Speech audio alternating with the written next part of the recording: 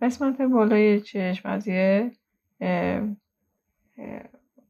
حالتی تشکیل شده که حالت نیم دایره هستش، کمانیه و سر و تهش نازکه. این قسمت میخوره به سمت پوستمون و این قسمت هم نازک.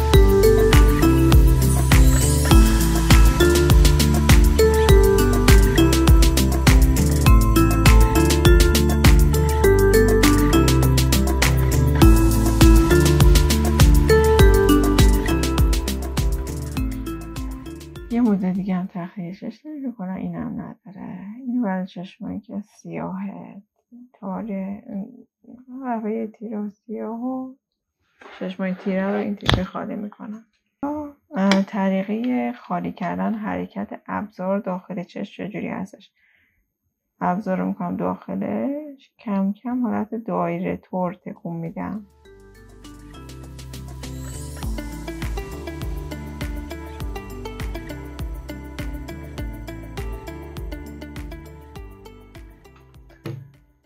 ببینید اگه بخوام اینجوری داخل ابزار رو مستقیم بزنم و مستقیم هم بیارم، دایره نمیشه. یک سطح صافی رو خالی میکنم. این بشه یک خطی که اومده روی پلک زیری، یکم پلک پایینی میره داخل تر. خب پلک زیریمون پس یکم داخل تر از پلک بالایی میشه. تون هم سعی کنیم ابزارمون رو تمیز کنیم. ببینید چون زیر خمیر دایره گذاشتم قشنگ حالت چشم رو گرفته این قسمت.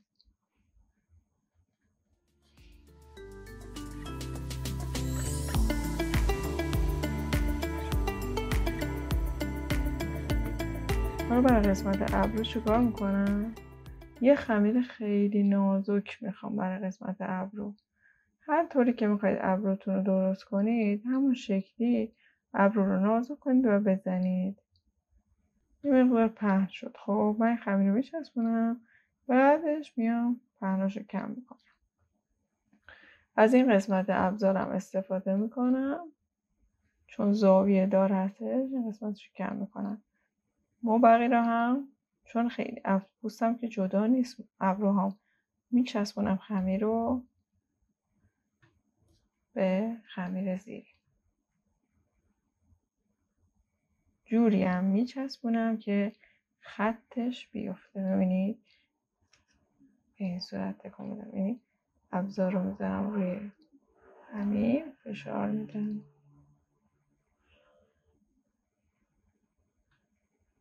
حرکت ابزار من خیلی مهمه، به چه جهتی اینو بچرخونم. و این قسمت هم نگاه کنید، چشمتون رو برید نگاه کنید تو آینه، به سمت بینی خم هستش. پس یه شیبی هم من اینجا دارم به سمت بینی.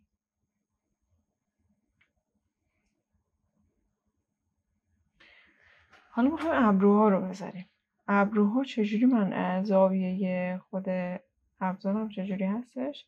به سمت اوریب میگیرمش، یکم کج صاف نگرفتمش، کجش میکنم به حالت ابرو.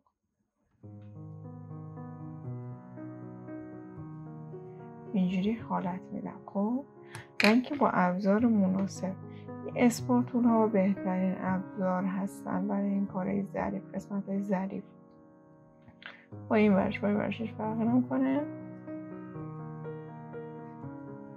اول که این قسمت که صافه دیگه، تاج ابرو.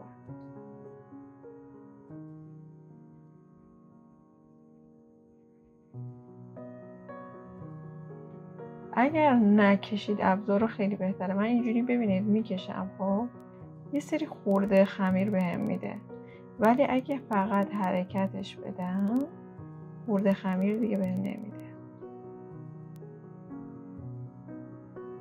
خیلی کم میده. خب اگرم داد بزنید به دستتون به یه جایی بزنید تمیزش کنید، چون ابرو کار ظریفی هستش. اگه کثیف کاری بکنید دیگه تمیز کردنش کل حالت ابروتون رو بین میبره.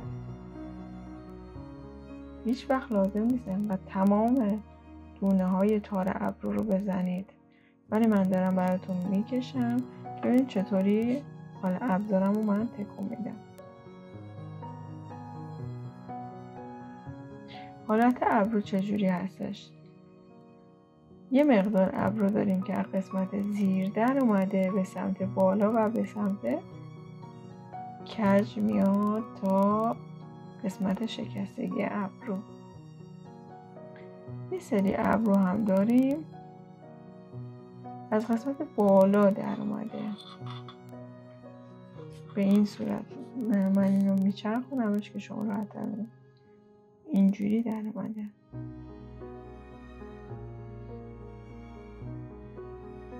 تا نزدیک های وسط این ابروها کشیده شده.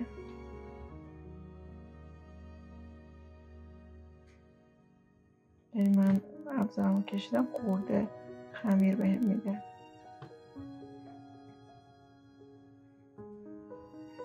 تا قسمت شکستگی ابرو ما این قسمت کجی و خطوط کج رو داریم. میای تا از شکستگی باز میایم پایین. حالت ابزار تغییر میکنه. من ابزارمو به امتداد خود شکستگی ابرو میگیرم و این رو تکونش میدم ابزارم رو.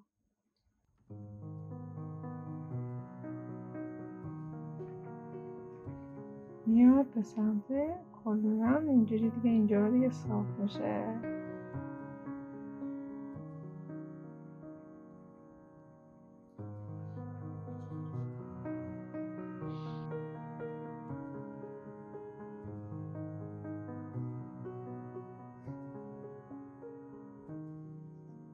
اینجا مثلا این خط خمیرمو اینجوری برطرفش میکنم.